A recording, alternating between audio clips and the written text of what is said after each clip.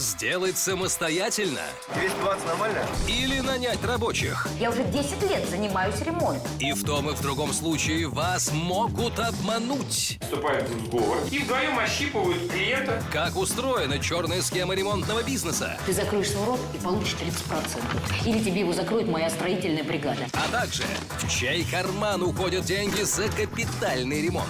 Ремонт по-честному. В субботу в 10:45 на РЕН-ТВ.